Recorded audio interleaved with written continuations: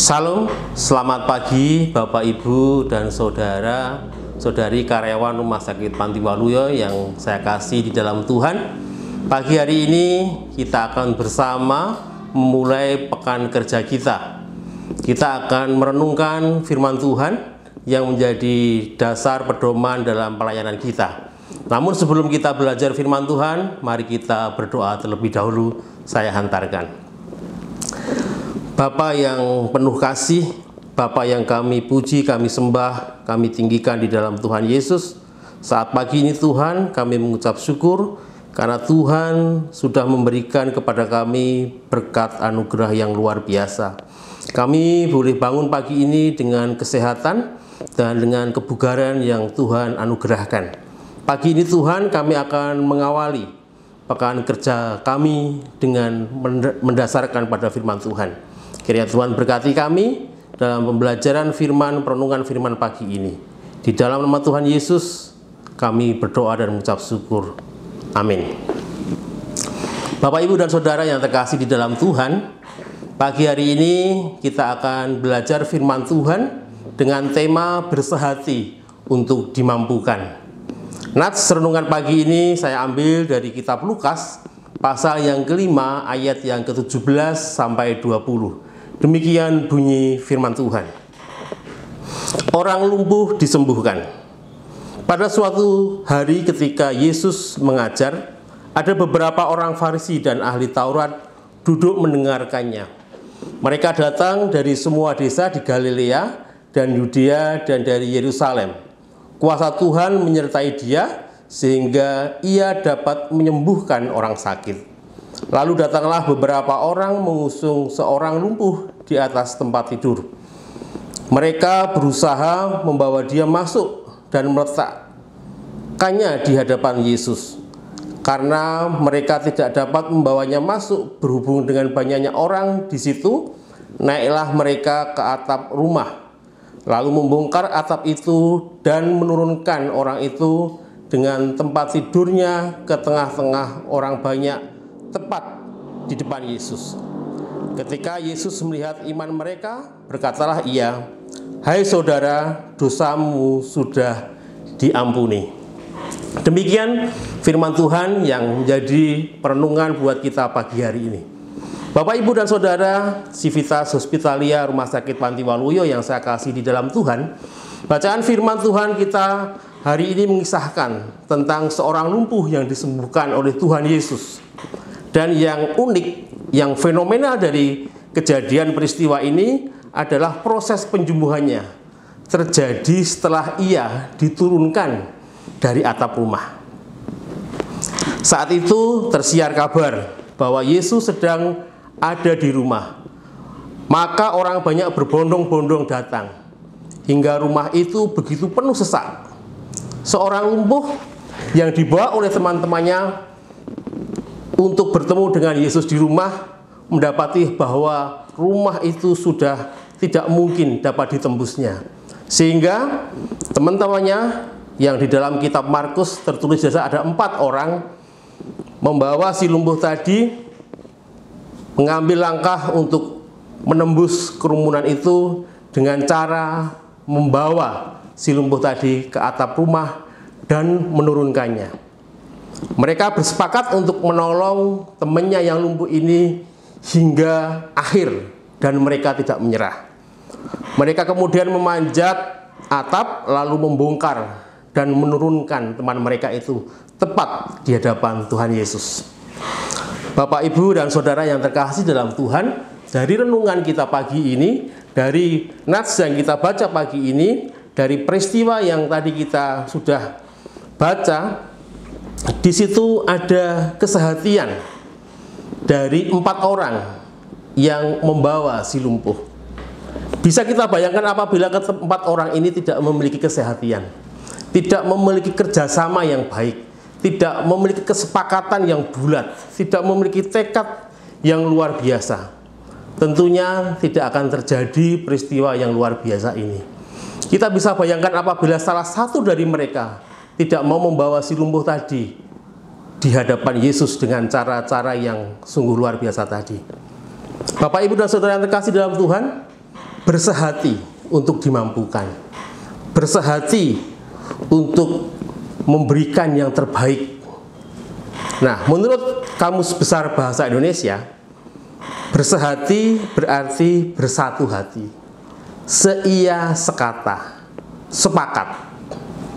Nah, dalam perenungan kita pagi ini ada dua hal yang ingin saya sampaikan tentang bersehati. Yang pertama adalah bersehati dengan Tuhan. Artinya kita memahami kuasa Tuhan, kita memahami apa yang menjadi rencana Tuhan, kita memahami bahwa karya Tuhan itu sangat luar biasa. Kalau kita membaca di dalam ayat yang ke-17 tadi dikatakan di sana bahwa kuasa Tuhan menyertai dia sehingga ia menyembuhkan orang sakit. Informasi tentang kesembuhan di hadapan Yesus didengar oleh teman-teman si lumpuh tadi, sehingga mereka paham betul bahwa Yesus ini memiliki kuasa, memiliki mukjizat karya yang luar biasa, sehingga mereka sadar betul akan karya Tuhan dan mereka bertekad untuk bertemu Yesus. Kalau tidak bertemu Yesus, saya tidak mungkin akan memberikan yang terbaik buat teman saya, buat sahabat saya. Sehingga mereka berempat dengan tekad, dengan kerjasama yang kuat, saya harus bertemu dengan Tuhan. Poin pertama, kita harus bersehati dulu dengan Tuhan. Kita harus memahami tentang rencana Tuhan. Kita harus memahami tentang karya Tuhan. Kita harus meyakini akan kuasa Tuhan. Yang kedua adalah bersehati dengan tim. Bersehati dengan tim memiliki makna bahwa kita menanggung beban bersama. Kita menanggung beban yang sama.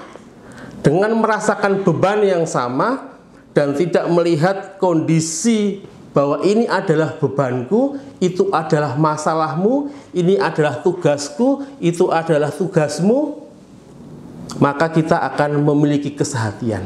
Namun apabila kita masih dengan ego kita, ini adalah kewajibanku dan tugasku, itu adalah tugasmu bukan tugasku, maka yang terjadi adalah kita akan mementingkan kepentingan diri sendiri. Kita tidak akan bisa melihat kepentingan bersama. Kita bisa membayangkan apabila salah satu dari pengusung tadi tidak memiliki beban yang sama. Terlalu berat untuk membawa si lumpuh ini ke atas genting. Terlalu berat untuk menurunkan si lumpuh ini dari atap, sehingga melepaskan salah satu talinya. Apa yang terjadi? Pasti akan fatal. Si lumpuh akan jatuh, bahkan mungkin akan terjadi hal-hal yang tidak diinginkan. Namun keempat pengusung tadi memiliki kesehatian, tekad yang sama. Saya harus memberikan yang terbaik buat sahabat saya harus memberikan yang terbaik buat teman saya yang lumpuh ini.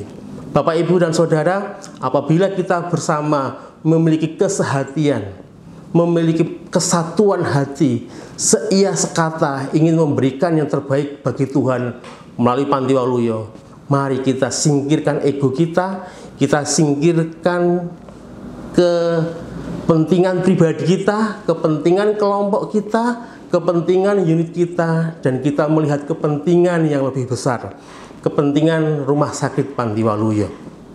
Bapak, Ibu, dan Saudara yang terkasih buat Tuhan, dalam Tuhan, pagi ini penerapan apa yang bisa kita ambil? Kita dipercaya oleh Tuhan saat ini di Rumah Sakit Panti Waluyo. Kita dipercaya untuk membawa Rumah Sakit Panti Waluyo kepunyaan Tuhan ini sebagai ladang penyembuhan bagi mereka yang membutuhkan. Dan saat ini kita diperhadapkan di masa yang sulit, masa yang penuh tantangan, terlebih di tengah pandemi COVID-19, di mana banyak orang takut, jangan-jangan nanti saya tertular, jangan-jangan saya nanti yang kena sendiri, dan lain sebagainya. Yang kita harus lakukan saat ini adalah kita bersehati, kita menyadari, merenungkan setiap apa yang sudah terjadi di dalam hidup kita. Yang pertama, merenungkan panggilan Tuhan dan maksud Tuhan membawa kita ke tempat ini, ke rumah sakit ini, yaitu untuk mendatangkan shalom, damai sejahtera bagi sesama. Bahwa Tuhan memiliki rencana yang indah dalam hidup kita, yaitu menjadi bagian dalam ladang pelayanannya. Yang kedua, merenungkan bahwa dibutuhkan hati yang melayani satu dengan yang lain dalam tim. Tidak mementingkan kepentingan pribadi, golongan, kelompok, atau unitnya masing-masing. Tapi mari kita berintrospeksi dan melihat kapal yang besar, payung yang besar, yaitu Rumah Sakit Panti Waluyo menjadi berkat bagi sesama. Bapak, Ibu, dan Saudara yang terkasih dalam Tuhan, mari kita bergandengan tangan, baik dari direksi, staf, semua karyawan. Mari kita bergandengan tangan dengan tidak melihat itu tugasmu di ruanganmu, ini tugasku dan di ruanganku, itu kewajibanmu, itu yang harus kami penuhi. Saya tinggal duduk dan menerima saja. Bukan seperti itu, tetapi mari ini kepentingan bersama. Kita membawa kapal besar Panti Waluyo ini untuk melalui tantangan-tantangan yang akan dihadapi. Terlebih dalam situasi yang sulit COVID-19, saya rasa kita semua tidak akan pernah bisa melewati masa ini dengan baik tanpa kesehatian.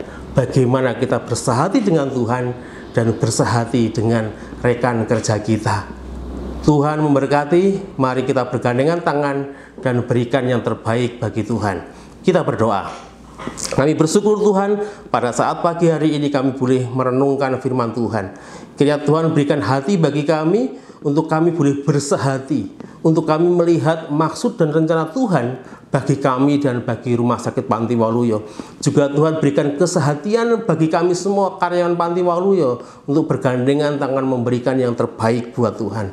Tuhan, kiranya Engkau sendiri yang sertai rumah sakit ini, sertai kami semua, berikan hati bagi kami semua, semangat untuk kami semua boleh maju bersama Tuhan.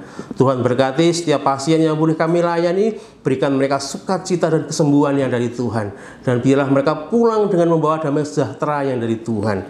Kami serahkan Tuhan untuk kehidupan dan penghidupan kami selanjutnya, untuk karya kami selanjutnya hanya ke dalam tangan kasih Tuhan.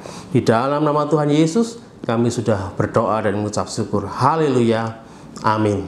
Tuhan memberkati.